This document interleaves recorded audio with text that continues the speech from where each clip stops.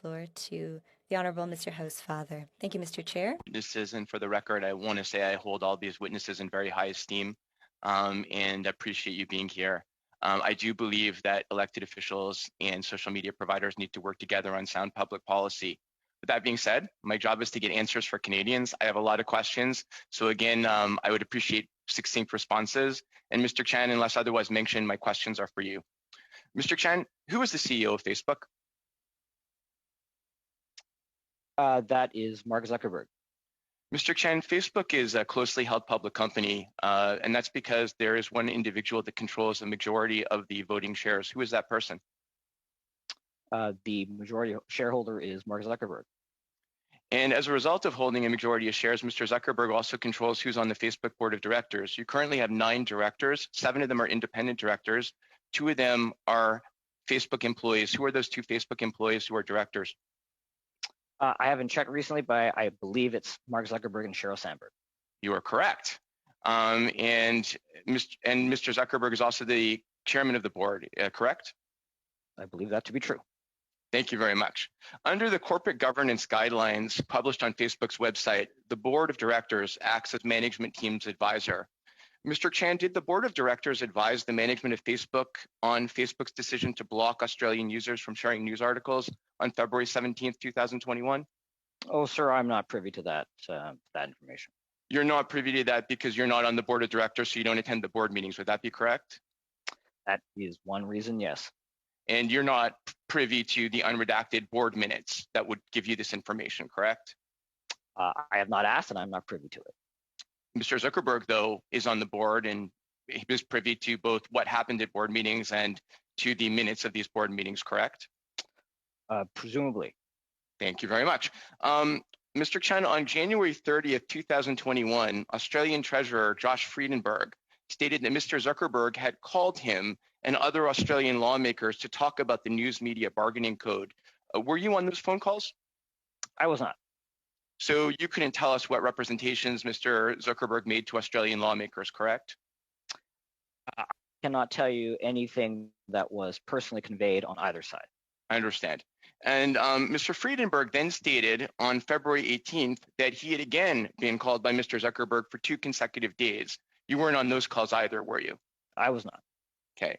And Prime Minister Scott Morrison stated at the same time that Facebook was making threats and it was not a good way to deal with his government. And you would be, I guess, unable to tell me if Mr. Zuckerberg made threats on the phone calls with Mr. Friedenberg, correct? I would never characterize Facebook as making threats to anyone, sir. And that's a very good comment from any good Facebook employee, and I agree with you. I appreciate that. And I won't characterize it that either. I was just making the point that you weren't on the calls. So given that we've now established that a lot of the questions the committee members have would be ones that Mr. Zuckerberg can answer, but that you cannot answer, Mr. Chen, are you aware that this committee invited Mr. Zuckerberg to appear and that when he declined our invitation, we adopted a motion to send him a summons? I am aware, based on media reports, that that was done, yes. And are you aware that Facebook's Canadian counsel responded to our clerk saying that he was not authorized to accept a summons for Mr. Zuckerberg? I was notified by counsel that that would be the response. And Mr. Chen, I'm sure you're aware that Mr. Zuckerberg testified last week before a congressional subcommittee. Do you know how many times in the last 6 months Mr. Zuckerberg has testified before congressional committees? I do not. It's 3. And he's testified before Congress 7 times.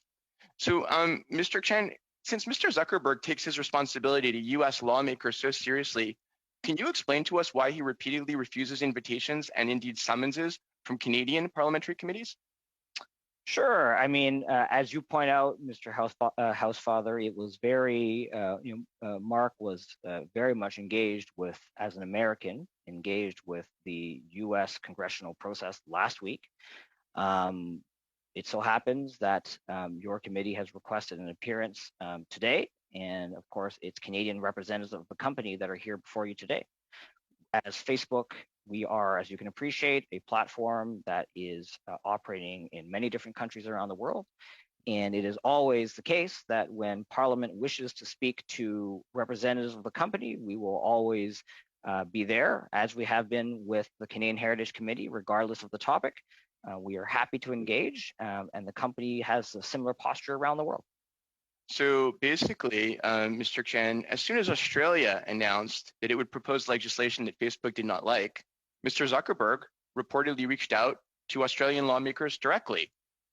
So it seems to me, based on your testimony, that unless we're going to do something like Australia did, Mr. Zuckerberg doesn't plan to come to Canada.